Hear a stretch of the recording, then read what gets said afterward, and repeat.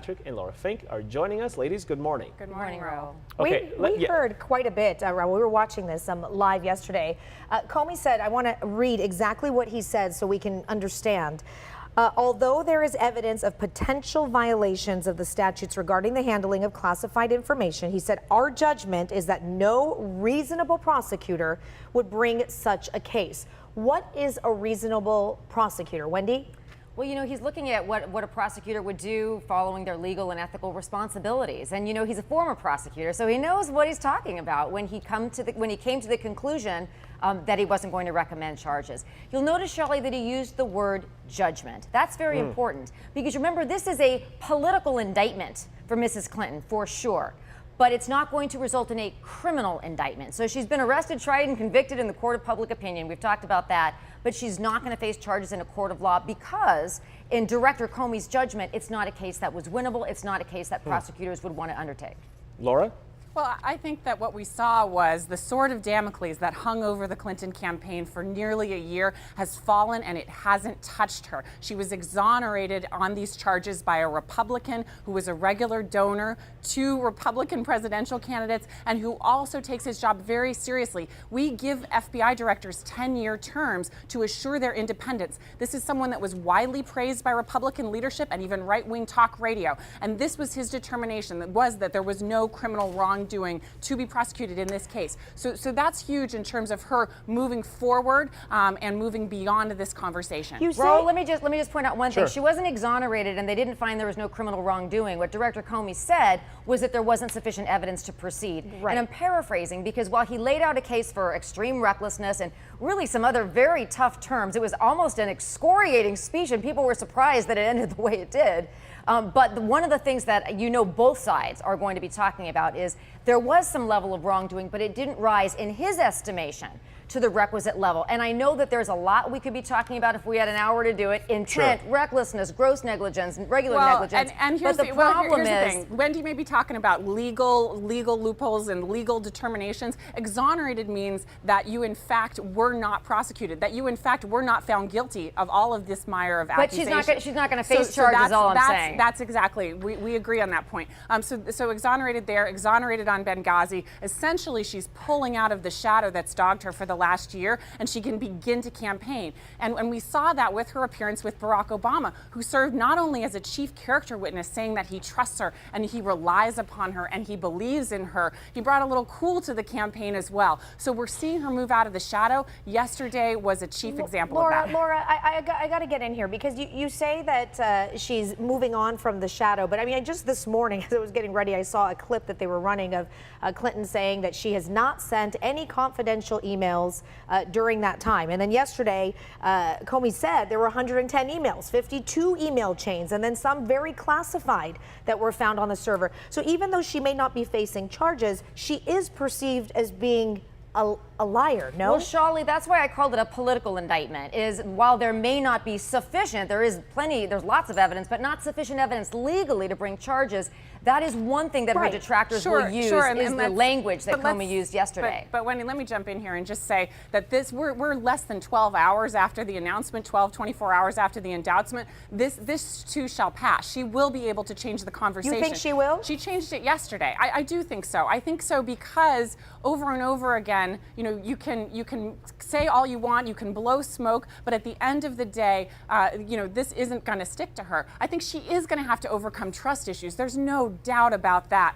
But once again, they have found no criminal wrongdoing here in spite of all of the bluster before this. So there's a long time. She's going to have the convention. She's got a full summer. I mean, this sort of thing is not going to continue to haunt her. The other problem is that the Republicans are not capitalizing on it in the appropriate way. They are attacking Comey effectively by talking about conspiracy theories and systems being rigged.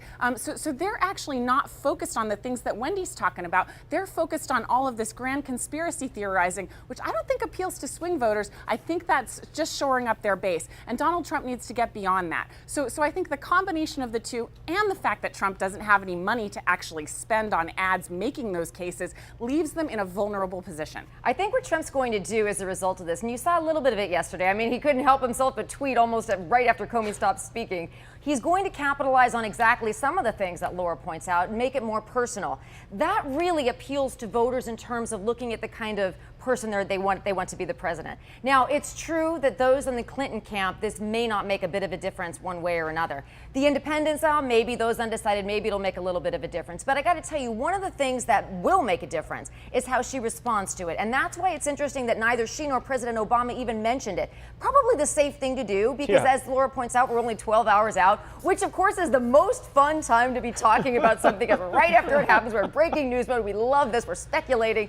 It'll be interesting to see on a going forward basis how she uses this, if at all, and how Donald Trump uses it to his benefit instead of attacking the system. Okay, because the funny next question that they had that we were trying to ask is this the end of the email talk? I'll go ahead and answer that and say, no. No matter what happened yesterday, this is not going to be the end of this. We have debates. That's going to be a firestorm of throwing out the email questions, the conventions for the Republicans.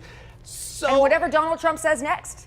Sure, we're talking about that. Again, to Wendy's point, I mean, he had a connection to white supremacists and a misuse of the Star of David over the weekend when she was interviewed. Well, one of his staffers supposedly. And it was copied from a white supremacist website. Then after that, we're talking about Saddam Hussein and whether or not he's a good guy. I mean, if this guy, sure, he knows how to take over a news cycle, but not in any way that's going to win the persuadable voters. So once again, they're calling it a Trumpster fire. I mean, if he can't control his campaign and start to get on message and behave effectively as a presidential candidate, there's no telling where this and yet will depending on the latest polls here and there, I mean, you know, polls in the middle of early July matter however they will, but like a 2-3 point difference here. So where's this blowout? Each of them have the things to attack. And you know, we also say Trumpster diving when you're looking for all the things you can use in the media. What people have to decide, and what I think we're all talking about is, you know, you've got judgment and you've got credibility. You've got, you know, Donald Trump saying things he probably shouldn't be saying,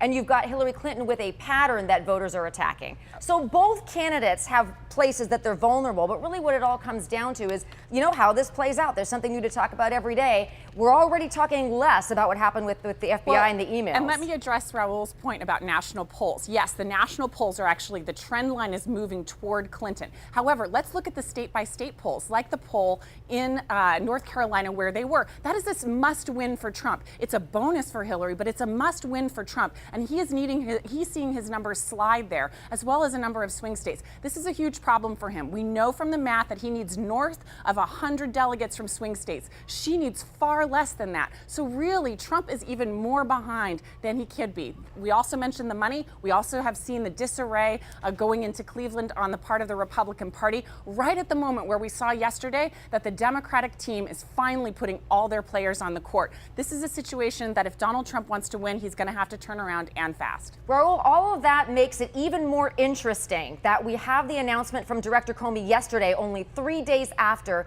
Mrs. Clinton was interviewed by the FBI, and of course now they want a transcript of that interview. Everything that Laura just said makes the timing something that everybody's talking about. Sure. Why was it so close in time? Why is it now as we're going into the primary? Could they have done anything differently? But you talk about being in a tough position, being in Director Comey's shoes. When, if at all, would this announcement have come? Certainly they didn't come to the conclusion over the weekend. They didn't make that kind of a snap decision after investigating this for almost a year. Oh. Till the next tweet or till the next email, we shall meet again. Well said. Ladies, Thanks, Raul. thank you. Thanks, Shali. Thank you.